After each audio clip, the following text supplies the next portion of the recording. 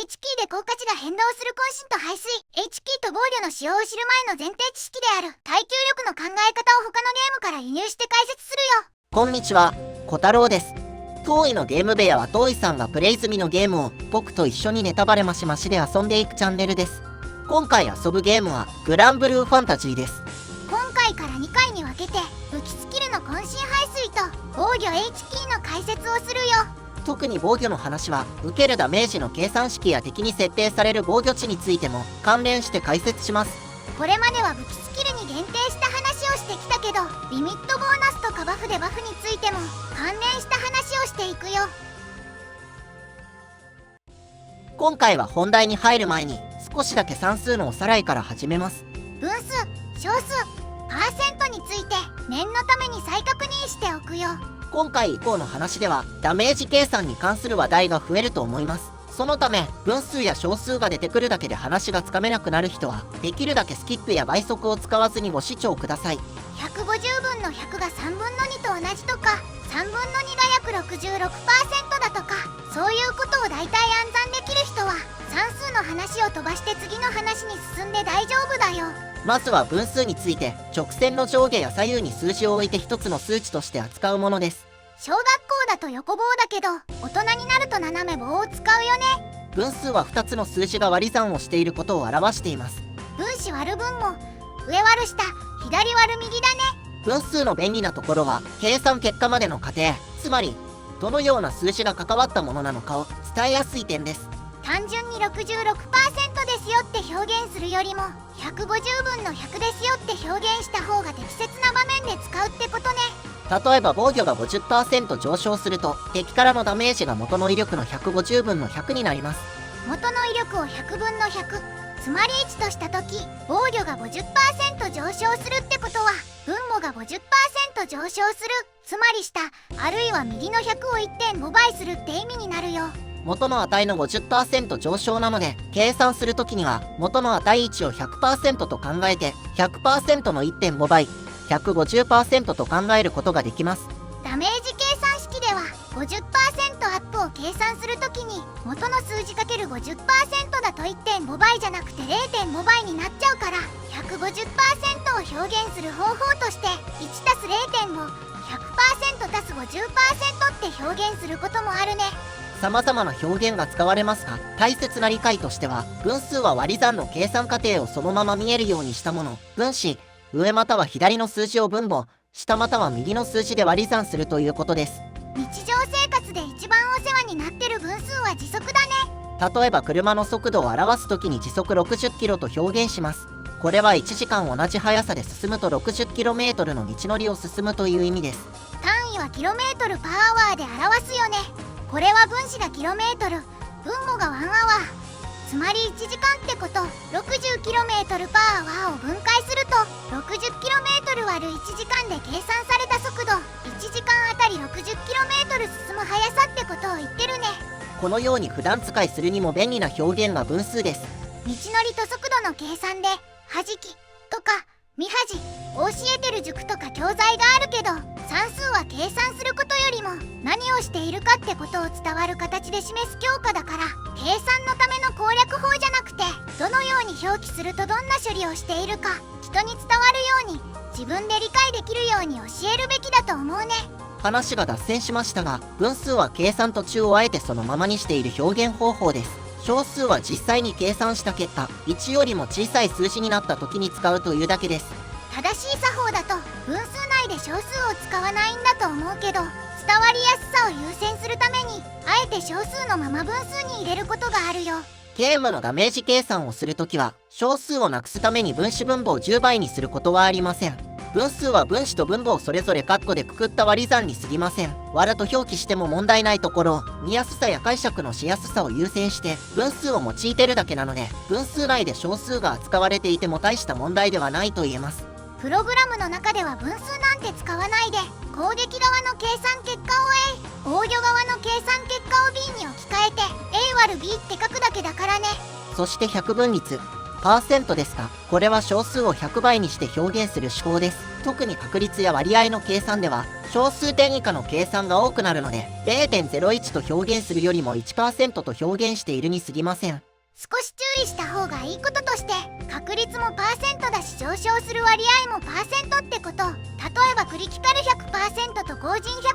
100% では見た目は同じでも、クリティカルの発生確率と公人の効果量という全く異なる概念を扱ってることは前提にしておいてね。さらに公人 100% の意味は基礎値の 100% 分上昇するという意味なので、計算するときには基礎値 ×1 足す1括弧と字となります。元の 100% 上昇だから2倍ってことだね。身近な100分率は割引率と消費税じゃないかな。3000円の商品に 20% 割引がされる時の計算は 3000×(1-0.2 括弧と字となります。割引後の2400円に 10% の消費税が加算された時の負担額は 2400×(1 足す 0.1 括弧と字となります。式にするとこうなるんだけど、暗算するときにこんなややこしいこと考えないから、ダメージ計算式を見たとき意味がわからなくならないように気をつけて。ここからはグラブルの解説に戻ります。まずは武器スキルの渾身について。渾身は戦闘中の現在 HP が最大 HP の何%かによって効果量が増減する武器スキルです。最大 HP の考え方は戦闘中のまさに今の最大値を見ていて、涅槃やハロウィン無限のアビで最大 HP が減少すると、減少後の最大 HP を 100% として計算するよ。最大 HP を減少させても渾身の効果量が減ることはないので安心してください。 HP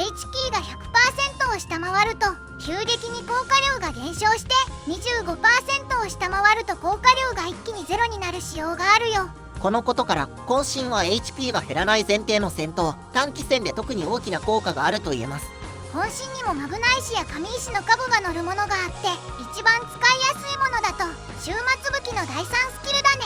後陣や EX 後陣と別枠のため基礎火力を大きく伸ばせる渾身は終末武器の第3スキルに設定することで手軽に盛ることができます。ここで関連解説。グラブルの渾身は種類があって、キャラクターのリミットボーナスや指輪、耳飾りの渾身、武器の EX スキルの渾身、似たバフのストレングス効果、これらと武器スキルの渾身との違いを見ていくよ。渾身にも複数の枠が存在していて、別枠乗算が多いほど効率がいいと言えます。武器スキルでは通常渾身、マグナ渾身、EX スキルの渾身が別枠乗算の関係だよ。大枠としては通常渾身枠、法人渾身枠、ストレングス枠があります。ストレングス枠は主にアビリティでストレングス効果を付与した時の枠です。基礎知識編3で武器の EX スキルでつく渾身は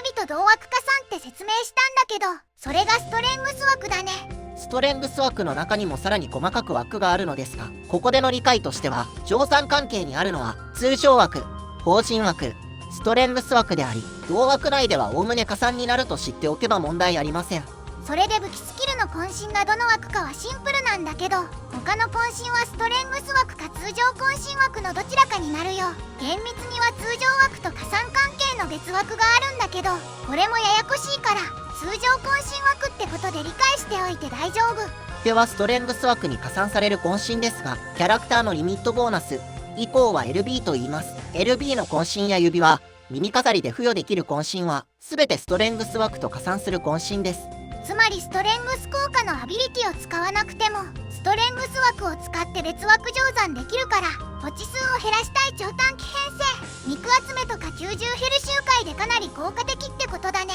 次に通常枠に加算される渾身ですが、キャラクターのサポアビで発動する渾身効果が該当します。さらに例外的ですが、ごく一部の武器スキルにサポアビ扱いの渾身があります。みんなもよく知ってるあの武器、新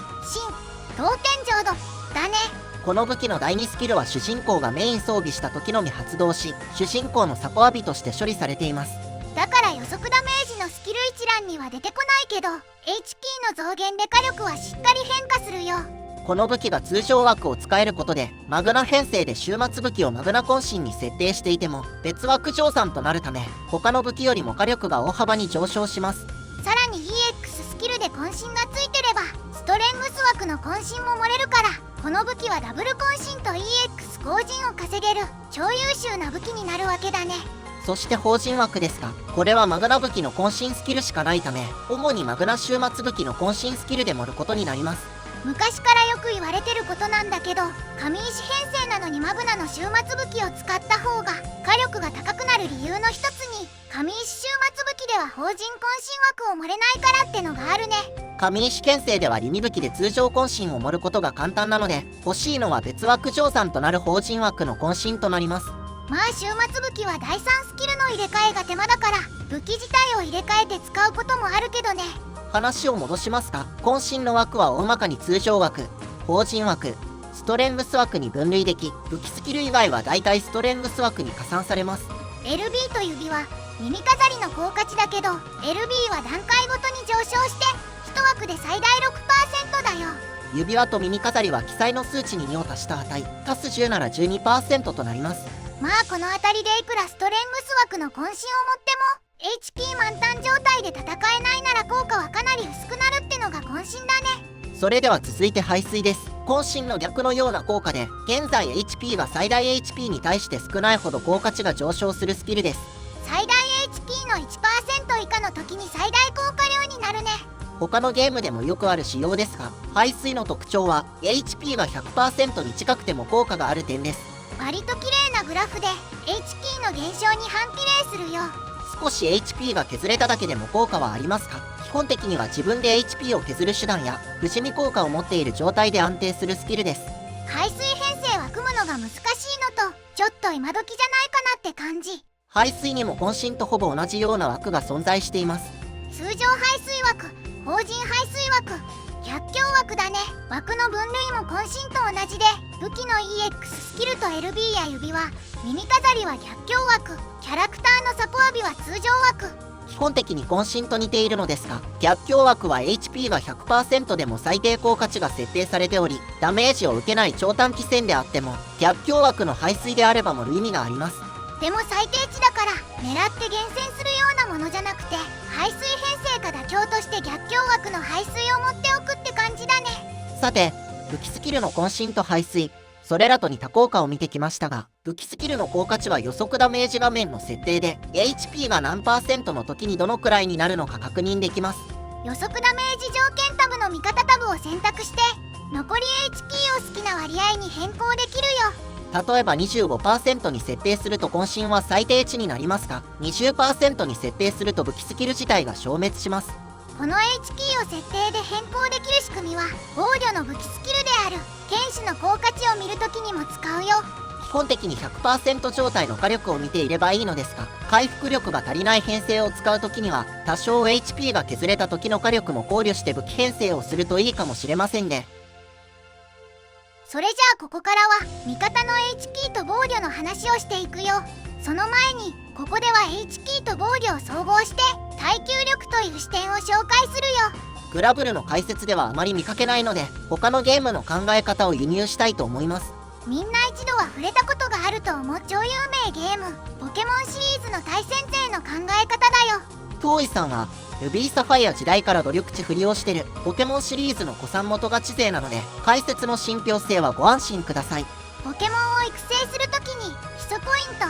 一般には努力値というポイントを割り振って好みのステータスに育成する仕組みがあるんだけど、 HP と防御、特防のどこを伸ばすと耐久力が総合的に高くなるかっていう耐久指数っていう考え方があるよ。わかりやすい例としてはハピナスというポケモンがいます。ハピナスは HP が全ポケモン中1位の数値で、一般的なポケモンの2倍ほどあるのですが、防御の数値が全ポケモン中ワースト3位というとても尖ったステータスのポケモンです。特防はとても高くて最新作中だと16位の高さなんだよね。このように HP が最高峰でも防御が最低レベルでは効果は抜群を狙うまでもなく物理技で倒せてしまいます。そこで努力値を振るんだけど、ハピナスがより攻撃を耐えるように耐久力を上げるには HP、防御、特防のどこを伸ばすべきでしょう。そこで生まれた考え方が耐久指数です。 HP と防御を掛け算した数値、 HP と特防を掛け算した数値、これらを算出して合計した時により高い数値になるように育成すると耐久指数が高いポケモンになります。より多くの攻撃を受けても耐えるようになるんだね。この耐久指数を元にして考えると、ハピナスは HP や特防の数値が元からトップクラスだから、努力値で育成しても耐久指数はほとんど変わらないんだけど、防御が低すぎるせいで努力値を振るだけで物理攻撃に対する耐久指数が2倍以上に上昇するよ。ここから考え方を輸入するのですが、 HP と防御を掛け算した時により高い数値になるように育成すると、より耐久力が高い状態と言えます。グラブルのダメージ計算では、防御が 100% 上昇した状態、つまり2倍になると受けるダメージが半分になるから、防御が元の2倍になった状態は HP が2倍になった状態と耐久指数が同じ。つまり防御2倍は HP2 倍と同じ価値があると言えるよ。グラブルの白い無属性ダメージは防御を無視するので、無属性攻撃については考慮できていませんが、属性攻撃について限定すれば HP と防御は乗算した時により高くなるように目指したいです。例えば HP5 万の状態で防御が 100% まで漏れてたら、実質 HP が10万ある状態だと思っていいんだね。